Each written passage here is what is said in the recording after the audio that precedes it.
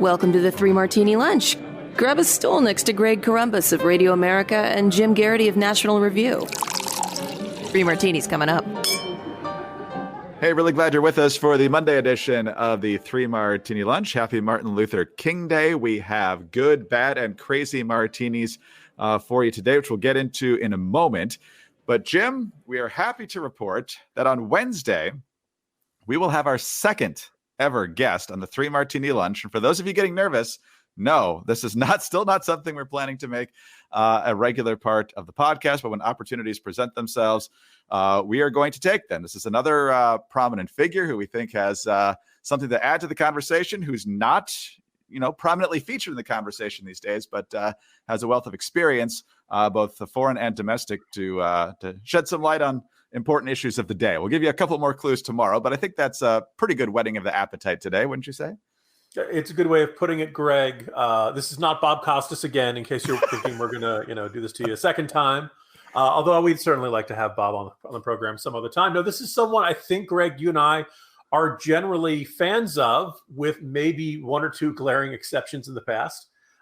Heard something we said, disagreed with something we said, and we are going to have hopefully a fun, full, free-ranging conversation with this guest, and I'm looking forward to it a great deal. Yeah, absolutely. So that's Wednesday on the Three Martini Lunch. And again, maybe a couple more clues to point you in the right direction on tomorrow's podcast. But let's get to today. Jim, I don't know about you, but did the air seem just a little bit fresher shortly after noon on Saturday? Because down in Richmond, Ralph Northam was out as governor.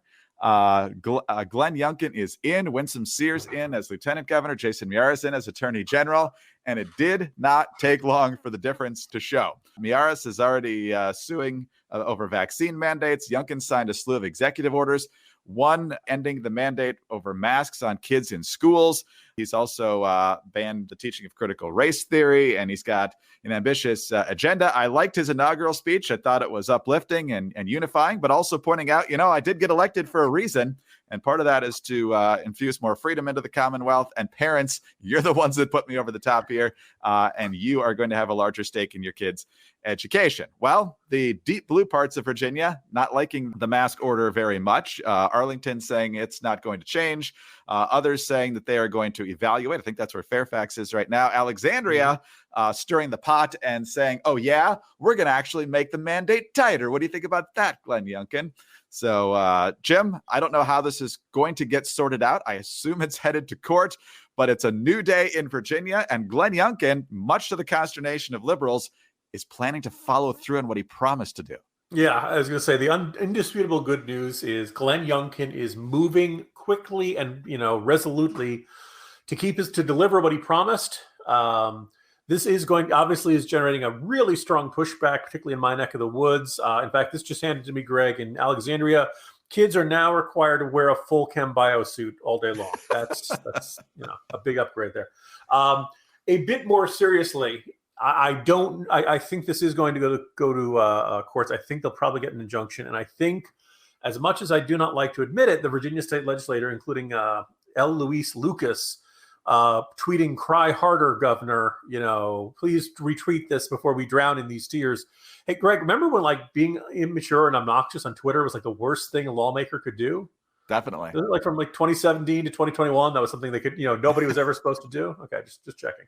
But in this case, back in early 2021, the Virginia state legislature passed, and the governor, Ralph Northam, signed into law a bill declaring that each school board shall adopt, implement, and when appropriate, update specific parameters for the provision of in-person instruction and to the maximum extent practicable to any currently applicable mitigation strategies for early childhood care and education programs at elementary and secondary schools to reduce the transmission of COVID-19 that have been provided by the Federal Centers for Disease Control and Prevention. Now, it doesn't specifically say, you must have masks. It doesn't say you must not have masks. It says you should, to the extent practicable, use applicable mitigation strategies. And I think the CDC pretty clearly is saying, yes, you should wear masks. It's going to be a long time before Biden, a CDC that reports to President Biden, is going to say no, kids should not wear masks. So it's conceivable that when they say this executive order can't overrule law, I think they're probably on solid ground for that. It may require the Republican-controlled state legislature to pass legislation altering this bill. On the other hand, maybe the courts are going to look at this and say, you know what, there's nothing there that says you got to wear masks. I think, giving the parents the carve out or the exemption if they don't want their kids to wear masks is fine. So I don't think we've seen, we're a long ways towards resolving this issue, but we are not seeing Youngkin back down or water down what he's promised to deliver or anything like that. We can argue about masks for a long time ago. In today's Morning Jolt, I go into a great deal of length of how in the District of Columbia, for example, they enacted the strictest, masking rule in the entire country back on December 21st. More than 37% of all DC cases have occurred since they enacted that mask mandate. In other words, no, masks are not really doing much of a job against Omicron. And if you want your child to wear masks, that's fine. Go right ahead. Somebody else's child choosing to not wear a mask is not going to kill your child. They're not putting your child at risk. And the example the Washington Post used in their article about it today was a child who had a brain tumor and who had just completed chemotherapy. Now, look, if your child has undergone chemotherapy and is immunocompromised, I'd like to think every parent would say, oh, okay, sure, I'll have my kid wear a mask around your child. Nobody wants anything bad to happen. But it's been this utterly infuriating dispute about which everybody kind of screaming at each other saying, I care about kids and you don't, which is absolutely nonsense. And there's way too much preening of this, including public school, Arlington public school parent Jen Psaki. Oh, I'm sorry. Jen Psaki simply said she was an Arlington school parent. She didn't say public school parent. So. Highly unlikely she's a public Arlington school County parent. parent. Curious wording there, huh, Greg? Yeah, there's a word missing there. Yeah, if she was, I figure if she was a public school, if my kid's in public school, she'd say so. She didn't. So I have a sneaking suspicion she sends her kids to private school, but she's mad as heck about what Glenn Youngkin is making public schools do.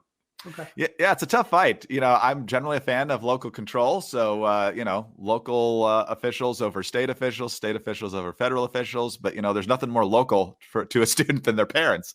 So it's a fight I hope that the parents win, even if legislation needs to be changed. Speaking of which, got a Republican governor now. In the House of Delegates, it's 52-48 Republicans. So they can afford to, I guess, lose one vote on a variety of issues. Over in the state Senate, it's 21-19 Democrats, but a Republican lieutenant governor wins some seats now would break any ties. So the person to watch, the Joe Manchin, if you will, of the Virginia State Senate is the most Republican-sounding name you could ever think of for a Democrat. It's Chap Peterson of Fairfax, not too far from you, Jim. So we'll see on what issues, whether it's this or something else, he might be persuadable on as far as getting stuff actually done legislatively in Richmond. Greg, I cannot say anything mean or snide about Chap Peterson, at least for the next 2 years. All right. Well, another thing you're not going to say anything mean or snide about, in fact, you're only going to say glowing things about, is the fact that you're observing all of this new political atmosphere in Virginia from the comfort of your beloved XChair. Listeners, I hope you love your work. I love what I do, but sometimes, or at least I used to dread sitting down at my desk. I felt that way before I got my XChair. Now, thanks to my XChair, I actually look forward to sitting in my home office because my body feels so much more supported and comfortable. And more comfort means more productivity, helping my XChair pay for itself thanks to how much more work I'm getting done each day. If I'm feeling tight or stressed, I just turn on the LMX massage feature and I can choose from 4 different massage options. If the office is running too hot or too cold, I can just flip on the LMX temperature regulation and I can either heat or cool my lower back. Once you feel the customized support of the XChair's patented dynamic variable lumbar, or DVL, your back will never be happy in any other chair again. So take my advice, try XChair for yourself, risk-free for 30 days. Once you realize how much better your chair should be, you will never go back. I promise. Go to XChairMartini.com now. That's the letter X, chair, MARTINI.com, or call 1-844-4XChair for $100 off your order. XChair has a 30-day guarantee of complete comfort, and you can finance your purchase for as little as $30 per month. Again, XChairMartini.com. All right, Jim, on to our bad martini now, but it's a story with a positive ending. Saturday, we had the horrific story of the hostage situation at the Beth Israel Synagogue in Colleyville, Texas, which is near Dallas.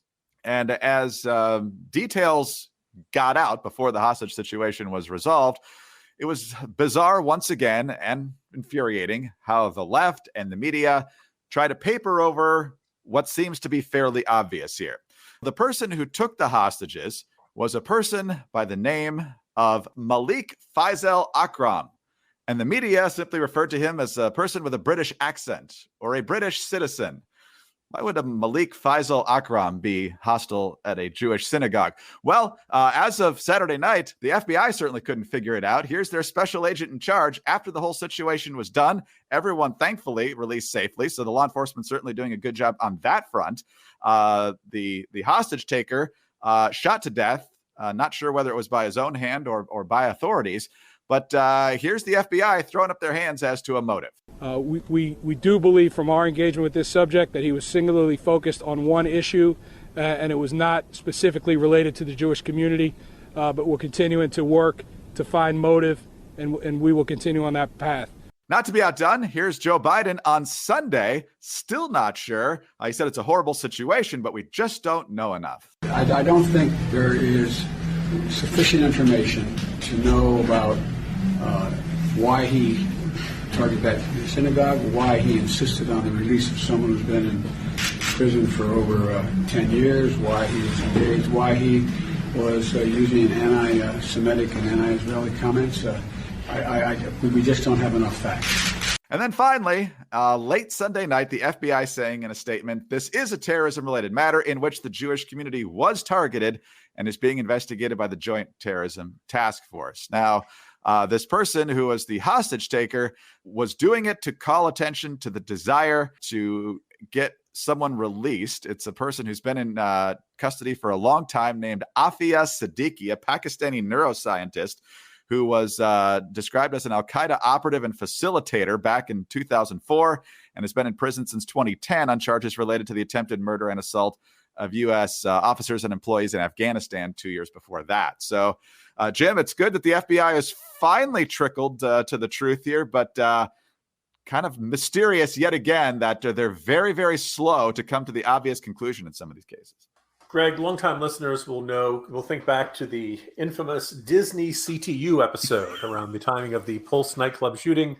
Between that and Die Hard, you and I have made fun of the FBI quite a bit on this podcast. And as soon as you heard that the hostages were rescued, the perpetrator was killed, and everybody who was a potential victim was brought out safe. This was done by the FBI hostage rescue team that's based out of Quantico. They mobilized. They got down there to Texas, assessed the situation, and then went in and did their job. I was ready to say, you know what? I give the FBI a lot of grief. They've had a lot of controversies, and a lot of folks have not been happy, FISA warrants, stuff like that. But you know what? On this day, the Federal Bureau of Investigation absolutely deserves every attaboy. None of those guys on that team should ever buy a bar, should ever have to pay for a beer in their lives. Great job, guys. And then they had to do that. They had to ruin it. They had to botch it by making this just asinine, implausible. And at this point, I kind of wonder if it's reflexive, that a person, never mind just judging by the name, right?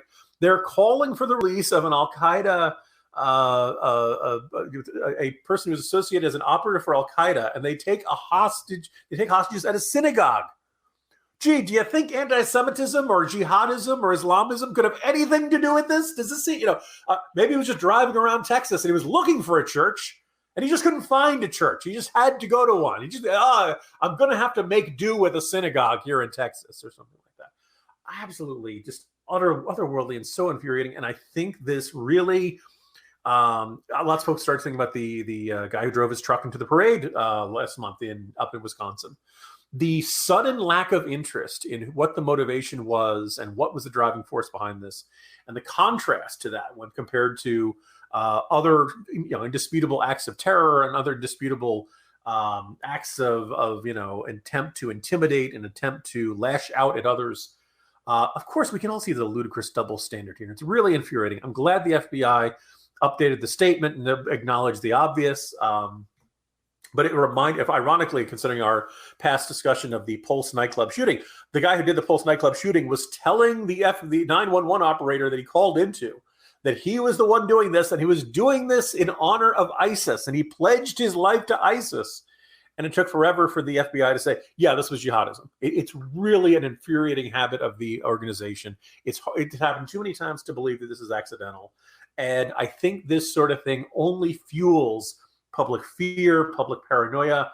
and public suspicion that if they're not getting the real story, the situation must be much worse than the authorities are saying it is. And that's not, if you really want to stop hate crimes against Muslims, if you really want to stop hate crimes against anybody, you don't do anyone any favors by lying. No, what you do, though, is you create a gap for other narratives to fill in. Because remember, until the FBI admitted that, this guy must have been an anti-gay crusader. That's why he went to the Pulse nightclub. It couldn't have been anything else than that. And then on Saturday, you had Dana Nessel, for example, the Michigan Attorney General, a Democrat, suggesting, well, I don't know the details here, but I know white supremacism's on the rise, so I certainly wouldn't be surprised if that was the culprit. So you let all these other more convenient narratives feed in, and then it's a lot harder to peel them back once the facts come out. Get your narrative in there and let that kind of get their tentacles, get their hooks into people's minds. If people will believe their first explanation. In fact, I remember after the trial of the wife or girlfriend of the Pulse nightclub shooter, which was very clear that this was not a matter of him being repressed homosexuality. He was not homophobic. Remember, he originally wanted to do it at the House of Blues over at Disney World, and that's when, no pun intended, of the Disney CTU, the Disney, security operation, noticed him and saw him as acting suspiciously. And I guess the deployment of their security folks made him leave that venue because he believed that he would not be able to perpetuate the attack that he wanted to. Even after that, there were gay rights groups who were insisting, no, this is homophobia. This was about gay rights. It's as if they've locked in an explanation. And no amount of evidence can possibly deter them, which is not. Just as you're not in a good situation if you are denying threats that are going on to you, you are also in a bad situation if you are imagining threats and you are imagining problems that do not exist. Is homophobia? Are there people who are Islamophobic in this country? Yes, sure, absolutely. Are there people who are homophobic? Absolutely. But it doesn't do us anyone. It doesn't help anyone when you say, look, this guy who's trying to demand the release of an Al-Qaeda operative and decide to attack in a synagogue, you're around saying this isn't anti-Semitism. People are going to come around to the conclusion, the FBI has no idea what they're doing.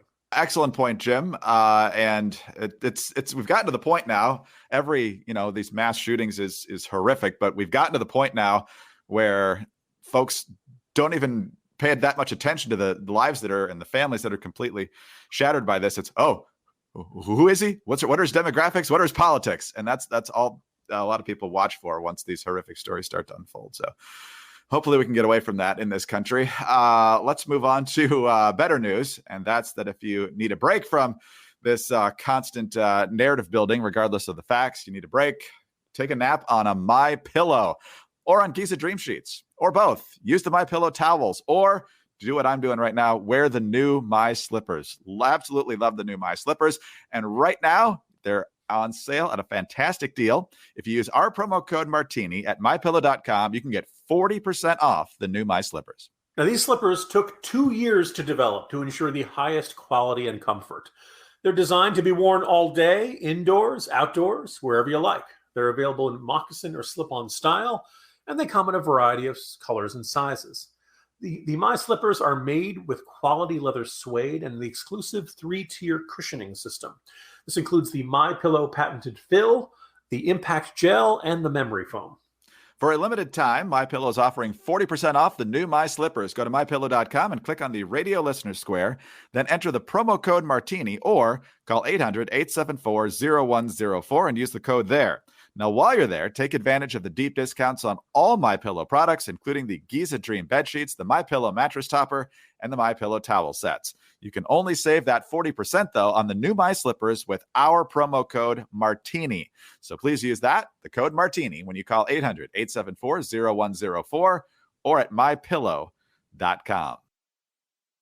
All right, Jim, on to our crazy martini now. We had plenty of nominees for this, as usual, today. But the editorial board of the Salt Lake Tribune takes the cake. They are very unhappy with the administration of Republican Governor Spencer Cox for not doing more to mitigate the spread of COVID-19. They wanted the state to mandate vaccinations, and the state refused to mandate vaccinations. And so with the numbers climbing in different parts of the country, even though the new variant of the virus is clearly not as virulent as previous ones. They want to drop the hammer on the unvaccinated even more, Jim. And this is an editorial, again, in the United States. Quote, "Were Utah a truly civilized place, the governor's next move would be to find a way to mandate the kind of mass vaccination campaign we should have launched a year ago, going as far as to deploy the National Guard to ensure that people without proof of vaccination would not be allowed, well, anywhere."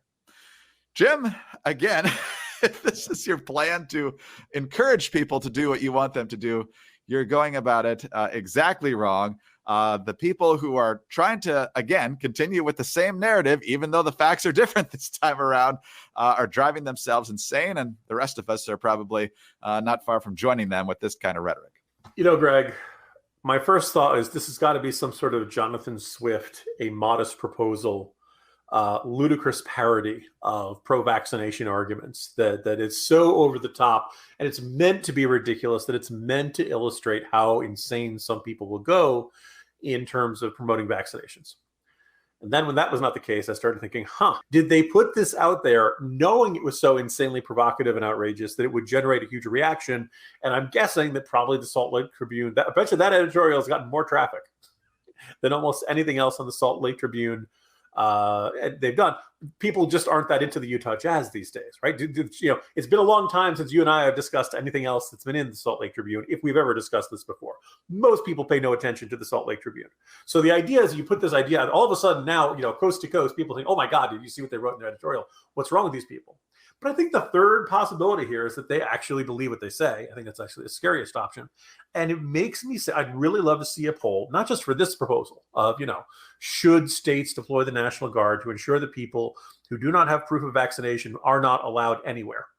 I'd love to see the reaction to that one.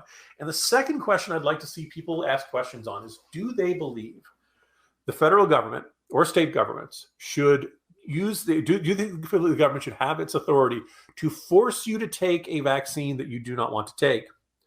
In the sense of, like, should we go door to door and literally inject people against their will, hold them down and stick the needles in them, whether they want it or not? Are you comfortable with the government doing that? Because as I said this in a rather impassioned argument with someone this weekend, you are always going to have some people who refuse to get vaccinated. That is the state of things. And here the question is, what do you want to? Most of us have said, okay, I'm vaccinated. I feel good about vaccinated. I've encouraged my loved ones to get vaccinated. You know, we've gotten the boosters. We're doing fine. We're going to go through life and we're going to accept that. I'd prefer if somebody else got vaccinated. I had another argument with someone, a good friend who's not vaccinated, who hasn't liked some things I've said on this podcast saying you should go out and get vaccinated. And you know, these people are grown adults. They can make their own decisions. I'd prefer they got vaccinated because I want to make sure they don't have a bad outcome from catching COVID-19. They'll probably be okay if they get COVID-19. You never know. You know, vaccination helps. Getting boosted helps. If you don't, all right, fine. You'll probably be fine. But that's what I think. You don't like my opinion, that's fine. But go talk to your doctor. Listen to somebody you trust and see what they think. There are some people who are allergic to vaccine ingredients. Those folks should not get vaccinated. There are some people who have other health conditions that might make, if you had a really terrible reaction to the first one, then you probably shouldn't get the second shot. You know, there are certain exceptions here. But I think there are certain people who see the existence of people who've chosen to refuse to be unvaccinated as an unacceptable form of dissent.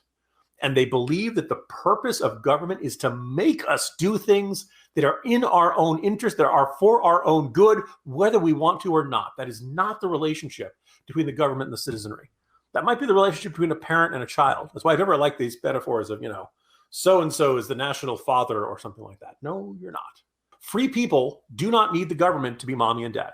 Freedom must include the right to make decisions we think are stupid. Freedom must include the right to make decisions we think are wrong. Otherwise, there's no such thing as freedom. At that point, once you've opened that door, then you've allowing the government to force you to do things, to put something into your body you don't want to take. Boy, that's a really, that's an extraordinarily dangerous door to open. And Greg, apparently there are some people in this world, some people on the Salt Lake Tribune, who think, yes, it is an appropriate role for the National Guard to run around, guns drawn, making sure people who are unvaccinated don't leave their homes. And they're the reasonable ones, supposedly, right? They're the ones looking out for the good of society. Anyway, I think they're going to get traffic. They're going to get attention. It's not the kind you want, but some people prefer attention more than respect, I guess. But wow. Jim, quite the way to start the week. See you tomorrow. See you tomorrow, Greg. Jim Garrity, National Review. I'm Greg Corombos of Radio America. Thanks so much for being with us today. Do subscribe to the podcast if you don't already. Please tell your friends about us as well. We are very grateful for your kind reviews and your 5-star ratings. Please keep those coming. Get us on those home devices. All you have to say is play 3 Martini Lunch podcast. Follow us on Twitter. He's at Jim Garrity. I'm at Dateline_DC. Have a great Monday. And please join us again on Tuesday for the next 3 Martini Lunch. We are living in difficult times where people fear having thought-provoking conversations about pressing issues. And although we're in the midst of an information explosion, there are a lot of forces aiming to distort what's true. I created The Bill Walton Show to provide a forum for in-depth, thought-provoking conversations with leaders, artists, entrepreneurs, and thinkers. Please join me at thebillwaltonshow.com to explore what's true, what's right, and what's next.